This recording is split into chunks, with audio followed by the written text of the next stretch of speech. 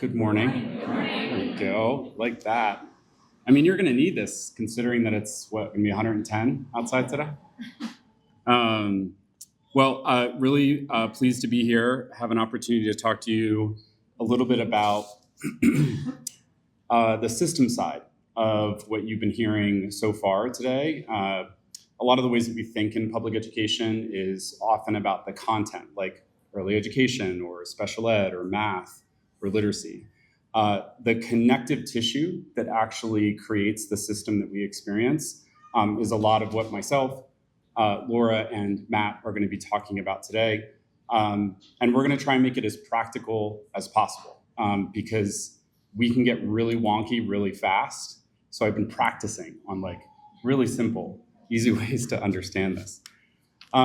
So the research that I did as a part of Getting Down to Facts was really focused on two primary areas. The first was around the way in which our system, like states and county offices of education, support and also hold accountable school districts, charter schools, et cetera. And then the other component of that is something that we all, this is a joke, know and love, which is compliance, right? Like we all love to fill out forms, right? We all love to check boxes. And we do that a lot in K-12 education. So my 6 minutes that I have remaining is really going to be focused on the kind of mashup of both of those sets of findings. I think the first thing that's really important to know about the people that work in our public schools is that they're already oriented to following the rules. Like a colleague of mine once said, you know, Jason, it's like all the students that always sat in front of the class, that raised their hands, they got the tests, right? They already were oriented towards wanting to follow the rules. They're all the people that ended up back in public education, right? It's true. I mean, it's true, right?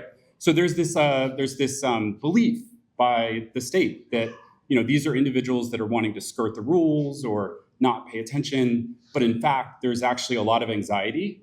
And anxiety sometimes puts people into a situation where they freeze or they stop. They don't want to go forward.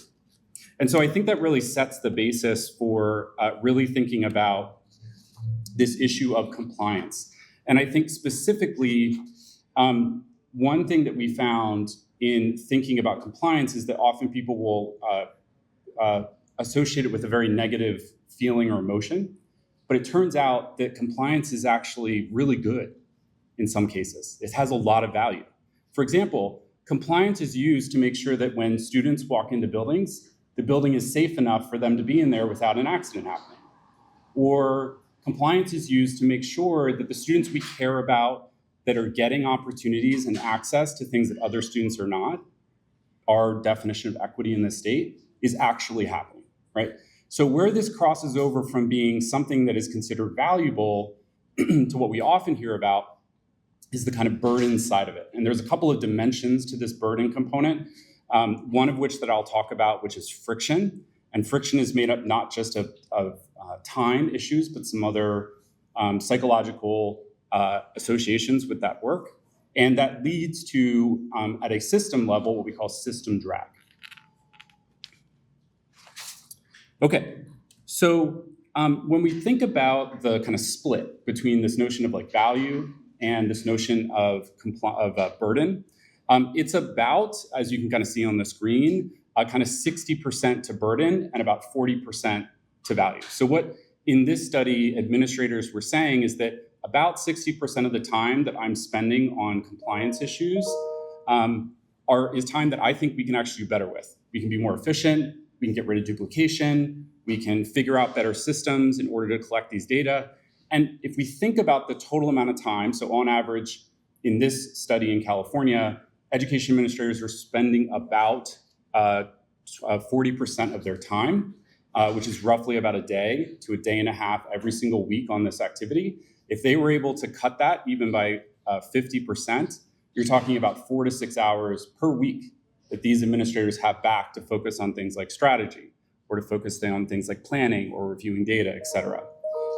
And I think notably, when we looked at a variety of these compliance activities, there was actually only one set of a category that had a net positive. That means that all the administrators we interviewed said this set of categories actually has a positive. We actually think it has more value than it has burden. And it turned out that it was in the area of high school and college and career readiness. So we thought for a while, like, why is that really the case?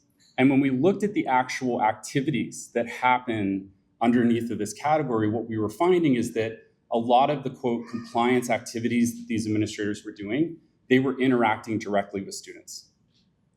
So the aha here is that if we can figure out ways in California in which to align the value of what we are looking to collect, we call compliance, and that it's those administrators actually see that being delivered to students, we get both the efficiency and the effectiveness that starts to grow out of the thing that both the state needs and that we need at the local level to advance this work.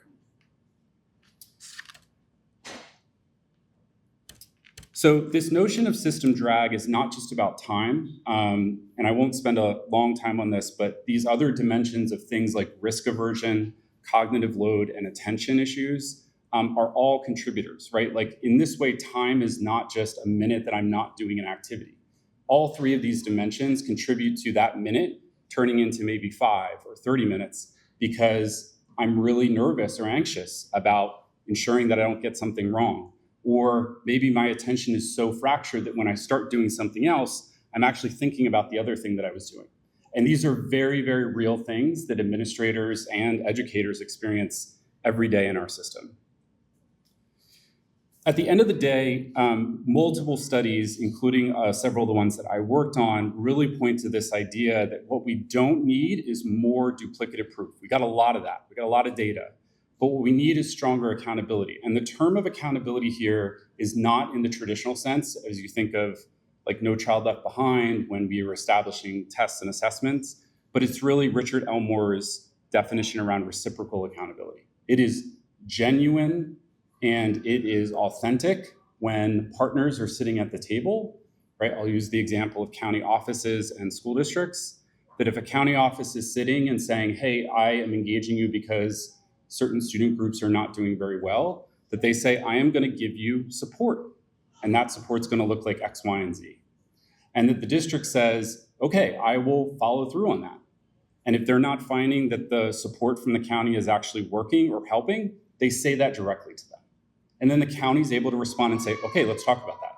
How do we make this better? Like that's the kind of straightforward transparency in reciprocal accountability that is really different from the way that we frankly kind of skirt around some really hard conversations. And we do this systematically all the time in a lot of different places in our state. So the other thing that I just want to mention too is that there's differentials. Like not all compliance categories or activities are created the same. And we saw this in the results. Notably, for example, the SPSA, SARC, and Williams, right, driven by legal agreements or legislation, things that are trying to be transparent, what administrators are seeing is really that this doesn't have as much value as, say, something like the LCAP, where we see that it has value, but we're also spending a tremendous amount of time on doing something that we think could actually be better. So let's talk for just a quick second about the LCAP, because I know it's like seems to be something that's all over the place. And everyone's saying like, fix it, fix it, fix it. Here's the thing that I would point out to you about the LCAP. Number one is, I think we all know, its original conception is not what it has ended up to be. And that literally its current structural manifestation of what I was mentioning earlier is that when compliance and strategy are living in the same document, like this thing, the LCAP, the compliance function is crowding out the part of administrators' actual value. So the state's insistence on using one instrument to try and do everything is actually eroding the buy-in that makes this work. This being the accountability and support systems that we put in place to drive student achievement forward. One of the other kind of important features and functions of the accountability systems in California is the differentiated assistance, which basically triggers districts into the work. I think the point that I want to make here is that there is opportunity to improve the way that clearly our accountability and support system is interacting between different partners, because as my partner, Sean Tanner, and I found, there was quite literally no effect, either on student achievement, driving additional resources towards student groups that were identified, or looking at the specificity of LCAP actions that help to drive some of that work. And where I'll end, and then kind of turn this over to Laura, is really here. And one of the things that we found when we were analyzing the LCAP, because one of the important things that it does is it helps to highlight areas in which a school district or a charter school is trying to help certain types of students.